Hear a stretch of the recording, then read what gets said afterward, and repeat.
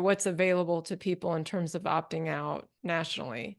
Yeah, the first opt-out was with PG&E, a California-based mega private corporation utility. And we should say what opt out. Go ahead and just explain what opt Opt-out out means. means I don't want the smart meter. Hmm. I'm gonna retain my analog meter or have it returned to me if you already put the smart meter on the wall. That means Right. I want my analog meter back. Where someone comes back out and checks the meter. For people listening, they're living in many different places and will have different experiences with their own utility company, but it really does take inquiring and speaking up. I mean, now, hopefully 15 years later, it's not a surprise, or 14, 15 years later, it's not a surprise. Now, the word smart meter has got a black eye because Hmm. that's what they first used to propagate this propaganda They're upon us. changing the name up. They're finessing it. Yes. Yeah, Go ahead. aliases, people that have aliases don't want to be found out. Right. So the true AMI or full-fledged smart meter is a two-way transceiver.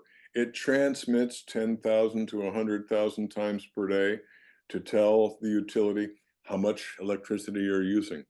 So that's the full-fledged AMI, automatic metering infrastructure meter.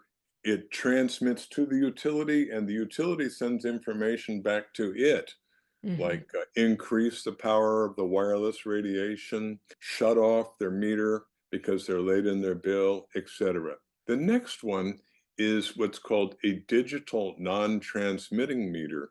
It's the same as a smart meter, but without a transmitter. So the utility has to come out and read it. Although it does use an electronic switch mode power supply, just like the smart meter, and it can make pulses of dirty electricity onto your house. If I can just comment on that, that would be a surge throughout the house, throughout the electric wiring, Yes, that it that could transmits create periodically. not periodically, many, many times per second. Then you get to the really safe one, which is the gear-driven analog meter.